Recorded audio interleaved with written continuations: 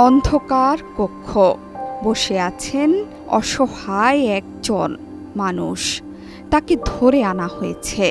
এই কক্ষের শব্দ বাইরের দুনিয়ার কাছে যাতে না পৌঁছায় সেজন্য তৈরি করা হয়েছে শব্দহীন বিশেষ ব্যবস্থা।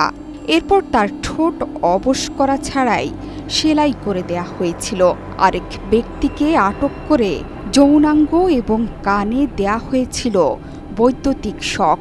গুমের সেই ঘটনাগুলো এতটাই ভয়াবহ এবং নৃশংস ছিল যে র্যাবের তৎকালীন গোয়েন্দা প্রধান পরিচালিত একটি সেশনে র্যাবে ঢোকার অংশ হিসেবে তথা ওরিয়েন্টেশন ক্লাসে তাকে 2 জনকে গুলি করে হত্যার ঘটনা দেখানো হয়েছিল। র্যাবের গোয়েন্দা বিভাগে নিযুক্ত আরেক সেনার বরাতে বলা হয়, এক ভুক্তভোগী নদীতে ঝাঁপিয়ে পড়ে পালিয়ে যাওয়ার চেষ্টা করেন। তাকে নদী থেকে উঠিয়ে এনে সেখানেই হত্যা করা হয়।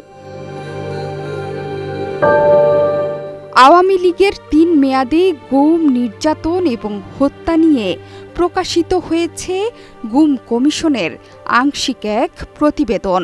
গুমের শিকার মানুষকে যে ভয়াবহ কায়দায় নির্যাতন করা হতো তার বর্ণনা শুনলে ভয়ে গা শিউরে উঠবে যে কারো।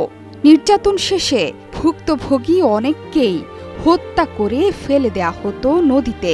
তারা আর ফিরে আসেনি কোনোদিন। গুমের সেই সব ঘটনাগুলো এতটাই ভয়াবহ যে প্রতিবেদনের শুধু প্রকাশযোগ্য অংশগুলো উন্মোচন করা হয়েছে। প্রতিবেদনে জানানো হয়েছে, সাধারণত র্যাব ও ডিজিএফআই এর বিভিন্ন স্থাপনায় নির্যাতনের সব বন্দোবস্ত ছিল।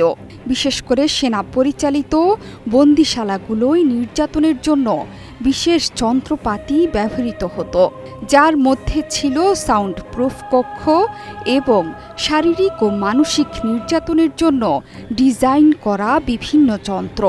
গুমের শিকারদের বেশিরভাগ সময় হয় মেরে ফেলা হতো, না হয় অপরাধী হিসেবে বিচার ব্যবস্থায় সোপর্দ করা হতো। আবার অনেক ভুক্তভোগীকে কোনো অভিযোগ ছাড়াই ছেড়ে দেয়া হতো। গুমের শিকার অনেকেই হত্যার শিকার হয়েছে বলে প্রমাণ পাওয়ার কথা জানিয়েছে গুম কমিশন। অধিকাংশ ক্ষেত্রে ব্যক্তির মাথায় গুলি করে মেরে ফেলা হতো। এরপর মরদেহ সিমেন্টের ব্যাগের সাথে বেঁধে নদীতে ফেলে দেয়া হতো। যেসব নদীতে এসব লাশ গুম করা হতো সেগুলোর মধ্যে আছে বুড়িগঙ্গা আর শীতলক্ষা নদী। লাশ ফেলতে ব্যবহৃত হতো কাঞ্চন এবং পোস্তগলা ব্রিজ। গুমের শিকার ব্যক্তিদের অবর্ণনীয় কষ্ট এবং নির্যাতনের নানা চিত্র উঠে এসেছে কমিশনের অন্তর্বর্তী প্রতিবেদনে। সেখানে বলা হয়েছে, সাদা পোশাকধারী কয়েকজন ব্যক্তি ধানমন্ডি এলাকা থেকে এক যুবককে তুলে নিয়ে যায়।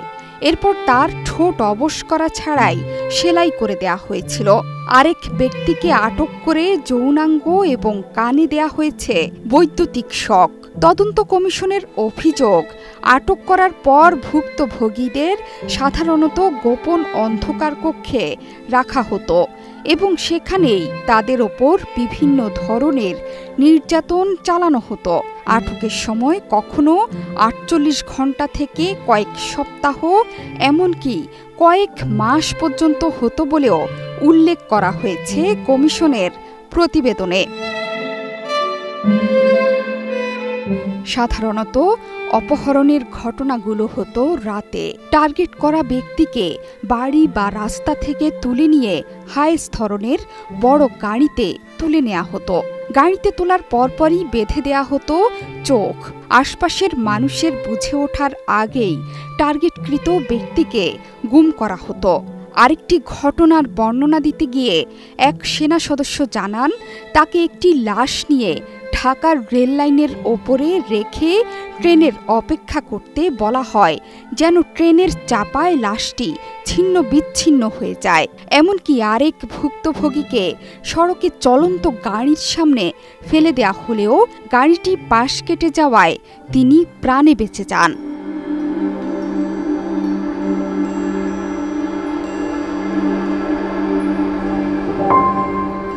জোহরা চৌধুরী সেতু, ৭১।